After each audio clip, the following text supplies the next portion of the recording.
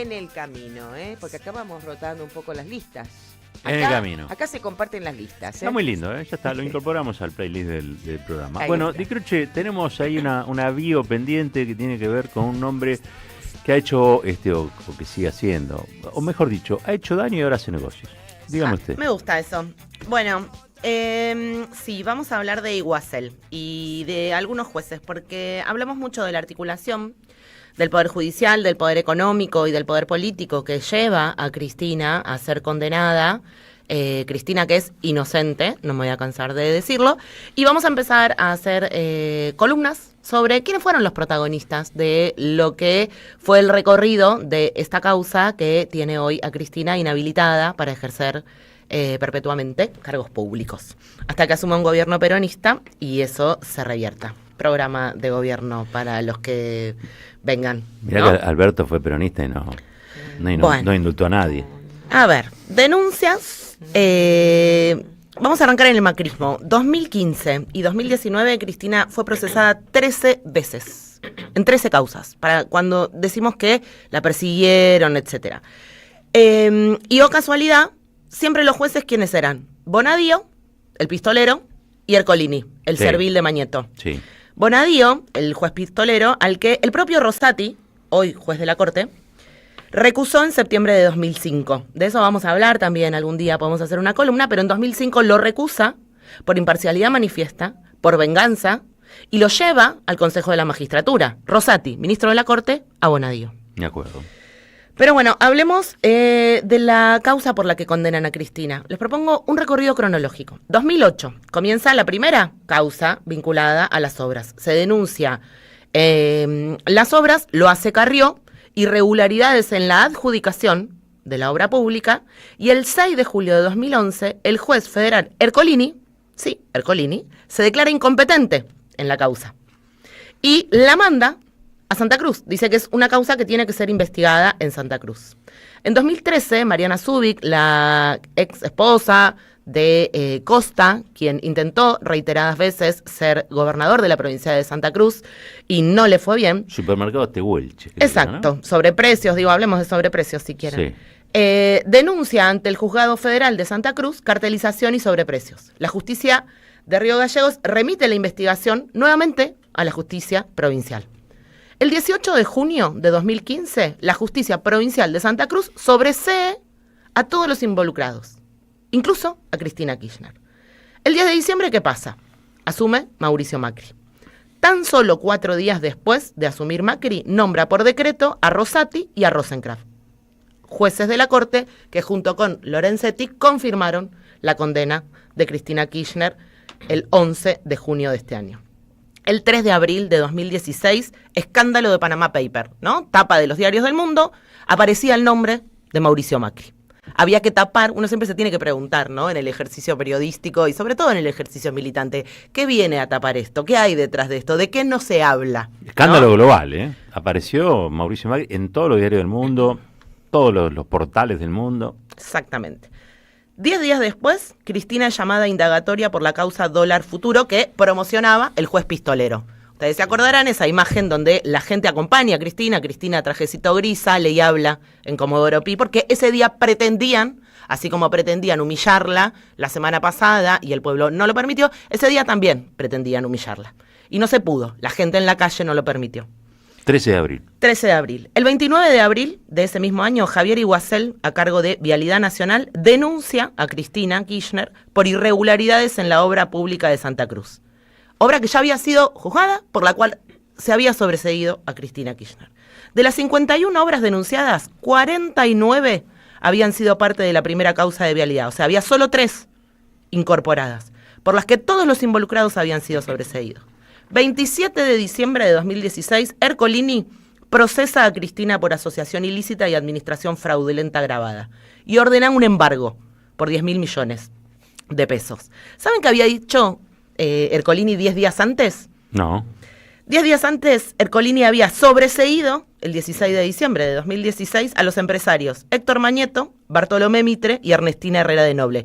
Lo hablamos la semana pasada, por la causa de apropiación de papel prensa. Es un textito así de 6 líneas. no existen elementos objetivos que puedan llevar a considerar, cuanto menos con un grado mínimo de probabilidad, dice Ercolini, que la venta de acciones de papel prensa acaecida en noviembre del 76 hubiera sido derivada o hubiera estado condicionada por la comisión de delitos de lesa humanidad cometidos durante la última dictadura cívico-militar, lo agrego yo, él dice simplemente militar. Eso dice Ercolini y sobreselló 10 días antes de procesar a Cristina. Mirá. Porque todo tiene que ver con todo. Sí, claro. 2017, 14 de septiembre, la Sala 1 de la Cámara Federal porteña, integrada por Ballesteros, Bruglia, ¿sí?, confirman el procesamiento de Cristina Kirchner. 2 de noviembre del 17 ratifica casación con las firmas de Hornos y Boriski, nombres conocidos, ¿no? El procesamiento. 2 de marzo del 18, Ercolini da por finalizada la instrucción de la causa y eleva el juicio, la causa a juicio oral. El 18 de mayo, ya sabemos, Cristina, condicionada ante esta situación, porque el 21 iniciaba el juicio de vialidad, sí, anuncia quiénes van a ser los que encabecen la fórmula presidencial: Alberto Fernández, Cristina, vicepresidenta.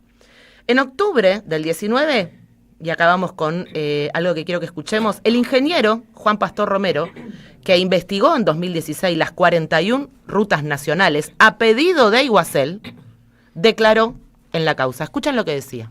De nuestro informe no se desprende que hayan rutas pagadas y no construidas. Tampoco se desprende que haya certificaciones o desvíos en las certificaciones. Mucho menos el informe habla de sobreprecios.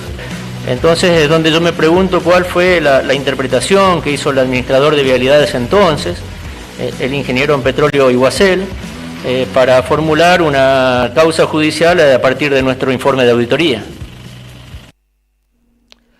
Casi 6 horas declaró Justo Romero. Justo Romero, que dijo que las irregularidades que encontraron era que faltaban barandas o problemas en un terraplén, cosas habituales y tienen que ver con un error humano, no hay dolo, dijo Romero. Autoridades de carrera cercanas a Iguacel también fueron parte de la persecución de compañeros.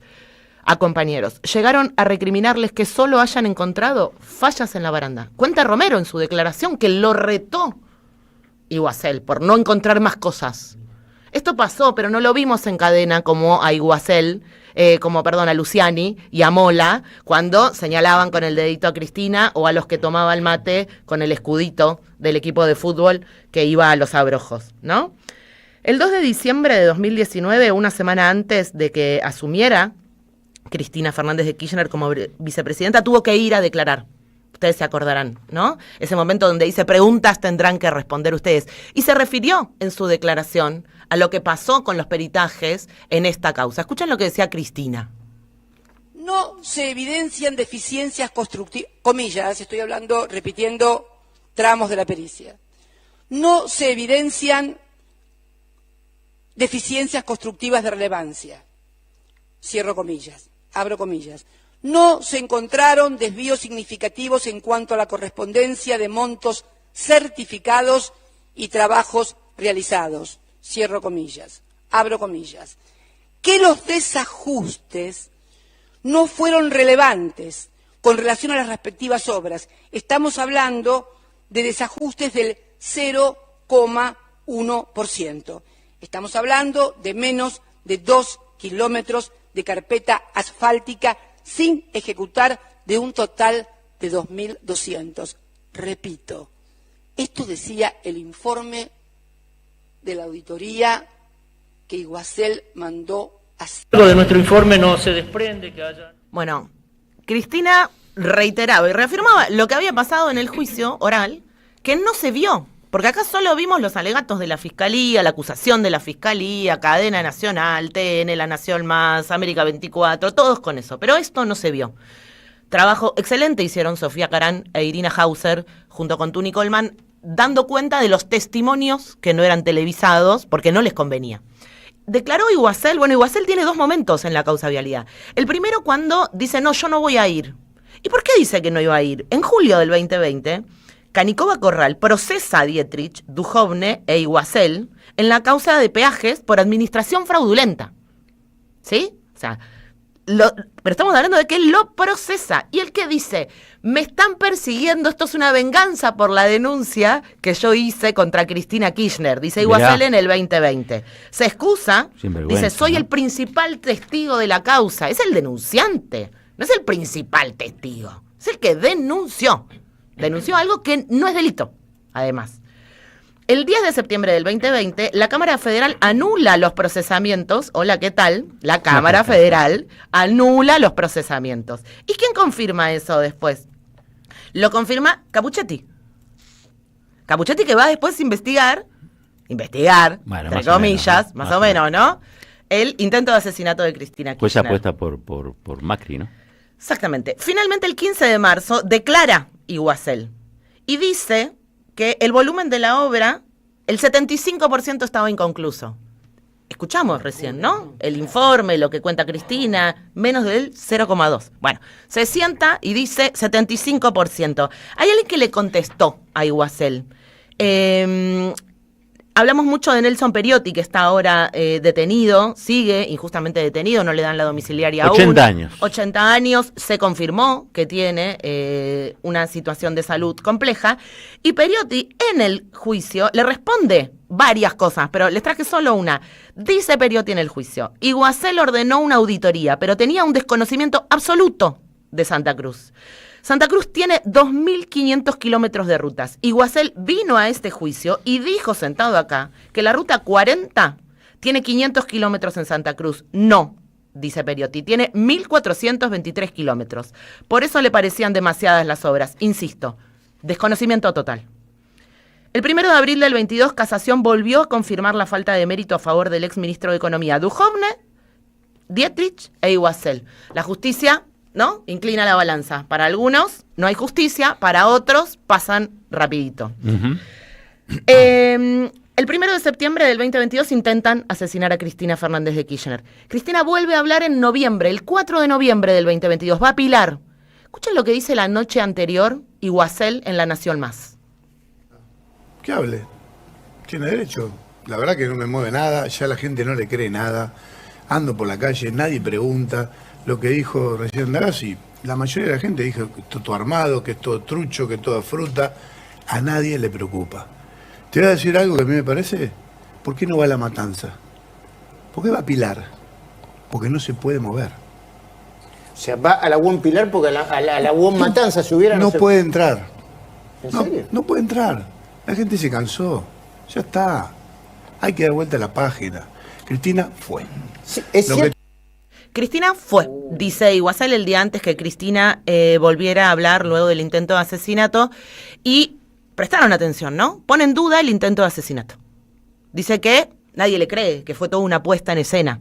Muy en sintonía ya con Milei, Patricia Bullrich, que eran quienes no reconocen y no repudiaron el atentado. Tal cual. Bueno, Iguacel fue por un momento candidato a gobernador de Bullrich, que se termina decidiendo finalmente por Grindetti. O sea, no llegó ni a ser candidato a gobernador. Pero ahora, ¿qué hace Iguacel ahora? ¿Qué es lo que está haciendo? Ahora, el ingeniero en petróleo, que no tiene idea sobre la cantidad de kilómetros de rutas que hay en Santa Cruz, la semana pasada se conoció que el año pasado montó una estructura, una empresa llamada Ventia, y la fundó Ventia Energy con 30 millones de pesos de capital, de los cuales 7,5 fueron integrados, el equivalente a $21.000 al cambio oficial, ¿sí? Sí. Con esa estructura bastante precaria, bastante floja de papeles, Ventia se queda nada menos que con los clústeres de Vaca Muerta Norte, en Rincón de los Sauces, mi provincia, y Vaca Muerta Sur,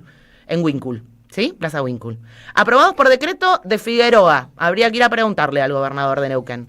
La adjudicación fue normalizada a pesar de que Ventia no cumple con la ley de hidrocarburos que exige solvencia financiera demostrada para concesionarios. Algo que no tiene. Y $21 no te compras ni un departamento de 2 ambientes con eso. Lejos de contar con los fondos para cumplir el compromiso de inversiones declarados que el propio Iguacel tasó en 150 millones, el ex ministro macrista reconoce públicamente que la única fuente de financiamiento es la preventa de crudo.